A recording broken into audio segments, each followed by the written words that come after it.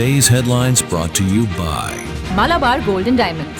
യുവാക്കളിൽ നിന്നും ലഹരി വിരുദ്ധ അംബാസിഡർമാരെ കണ്ടെത്തിയും സ്കൂൾ കോളേജ് വിദ്യാർത്ഥികളെ ഒരുമിപ്പിച്ച് ലഹരിക്കെതിരെ പ്രതിരോധം തീർത്തും കേരളത്തിലെ ലഹരി വ്യാപനത്തിനെതിരെ പോരാടാൻ വേൾഡ് മലയാളി ഫെഡറേഷൻ ഒരുങ്ങുന്നു. ലഹരി വിരുദ്ധ പോരാട്ട ക്യാമ്പയിൻ എന്ന തലക്കെട്ടിൽ മലയാളികളുടെ സാന്നിധ്യമുള്ള വിവിധ രാജ്യങ്ങളിലും പ്രത്യേകിച്ച് കേരളത്തിലെ 14 ജില്ലകളിലും ലഹരി വിരുദ്ധ പരിപാടികൾ സംഘടിപ്പിക്കും.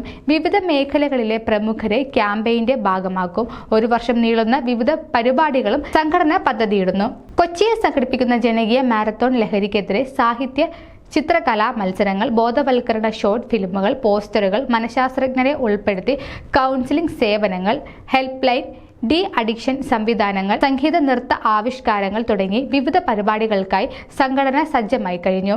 ക്യാമ്പയിന്റെ ആഗോള ചുമതല ഗ്ലോബൽ കോർഡിനേറ്റർ ഡോക്ടർ ആനി ലിബുവിനാണ്. WMAFന്റെ തന്നെ global youth forum, global PR forum കൈകോർത്ത് പദ്ധതികൾ തയ്യാറാക്കും.